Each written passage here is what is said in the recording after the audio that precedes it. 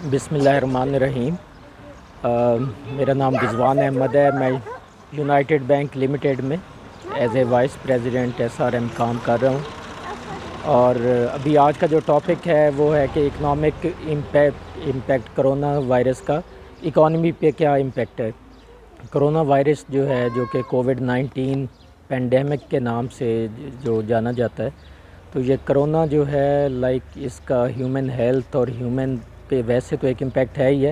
لیکن اکانومی پہ اس نے کوئی ورسٹ ہٹ ہی سے کیا ہے۔ آپ امیجن نہیں کر سکتے کہ یہ اگر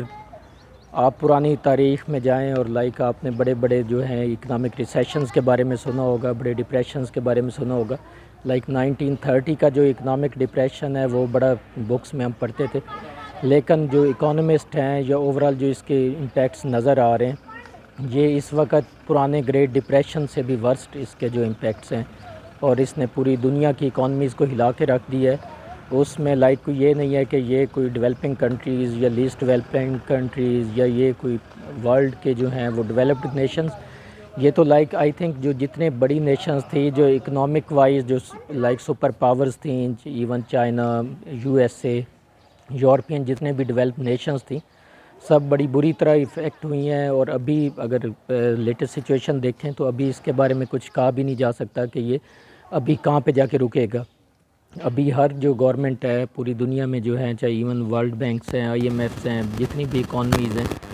گورنمنٹس نے اتنے بڑے بڑے بیل آؤٹ پیکیجز اناؤنس کیے ہیں، اکنامک سٹیمولس اناؤنس کیے ہیں، تو ایون وہ بھی انسفیشینٹ لگ رہے ہیں۔ خالی US نے ایک $2 ٹریلین کا ایک ابھی بیل آؤٹ پیکیج اناؤنس کیا تھا۔ فردر جو نیکسٹ وہ اکنامک سٹیمولس پہ کام کر رہے ہیں۔ ایون یورپ میں ہم آئے دن سن رہے ہیں کہ ساری جو اکنامک جتنے بھی ہیں کنٹریز ہیں، چاہے G20 یا G5 ہے، سارے ایسے اس میں اناؤنس کر رہے ہیں ریلیف پیکیجز، اکنامک میئرز، لیکن ابھی تک دیکھا جائے تو یہ سارے انسفیشینٹ۔ ابھی جو USA کا جو آیا ہے، ابھی لیٹسٹ ڈیٹا آیا ہے کہ 22 ملین لوگ ہیں جنہوں نے اس کے لیے اکنامک ریلیف کے لیے اپلائی کیا، جو جاب لیس ہو رہے ہیں، جنہوں نے اکنامک ریلیف کے لیے ریکویسٹ کی ہے گورنمنٹ سے، تو یہ بہت بڑا سیٹ بیک ہے، پوری دنیا کے لیے سیٹ بیک ہے۔ اور اسپیشلی جب ہم اس کو پاکستان کے کانٹیکسٹ میں دیکھتے ہیں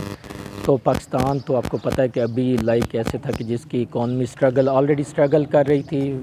آلریڈی ہم balance of payment crisis face کر رہے تھے، آلریڈی ہم فسکل ڈیفیسٹ فیس کر رہے تھے، ٹریڈ ڈیفیسٹ فیس کر رہے تھے، اور ہماری اکانومی اگر ہم دیکھیں تو لاسٹ ایئر کچھ لگ رہا تھا کہ شاید ٹریڈ فگرز بہتر ہو رہی ہیں، امپورٹس کم ہو رہی ہیں، ایکسپورٹ بڑھ رہی ہیں، بیلنس آف پیمنٹس کچھ IMF نے جب سے بیل آؤٹ ہم پاکستان کو دیا تھا کچھ بہتر کنڈیشنز ہو رہی تھی، لیکن یہ ابھی لاسٹ مارچ سے جب سے پاکستان میں یہ پینڈیمک آیا ہے، تو اس سے بڑا ہیوج امپیکٹ ہے، لاک ڈاؤن شروع ہو گیا،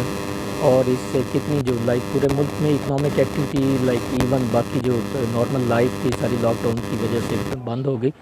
اور اس وجہ سے پوری انڈسٹری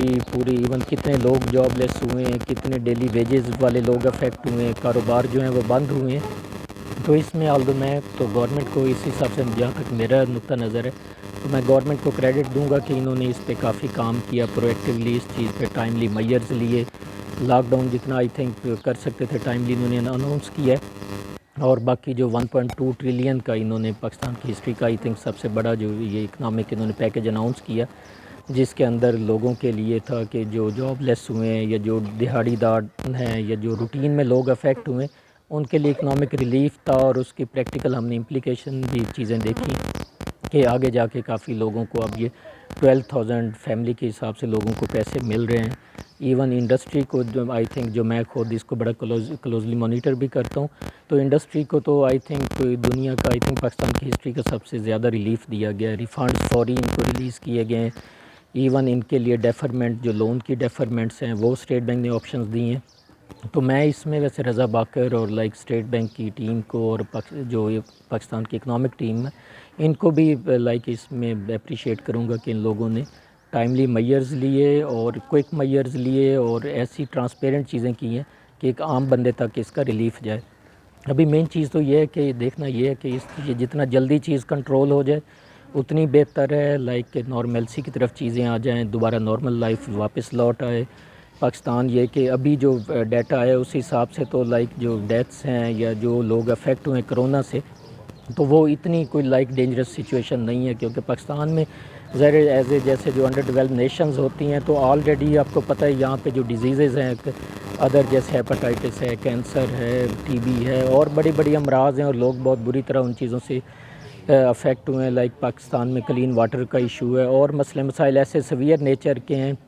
کہ جن سے ڈیلی پتہ نہیں کتنی ڈیتھس ہوتی ہیں. تو اس حساب سے دیکھا جائے تو کرونا کا ہیومن ہیلتھ سائڈ پہ اتنا امپیکٹ اللہ کا شکر ہے کہ اتنا دیکھنے میں نظر نہیں آ رہا. اور اس میں یہ کہ ایون آگے بھی جا کے چیزیں دیکھنے کی بات یہ ہے کہ جو پریکاشنری میئرز ہیں وہ پراپر لیے جائیں، اپنی طرف سے احتیاط پوری کی جائے، اور جو گورنمنٹ کی ریسٹرکشنز ہیں ان پہ عمل کیا جائے.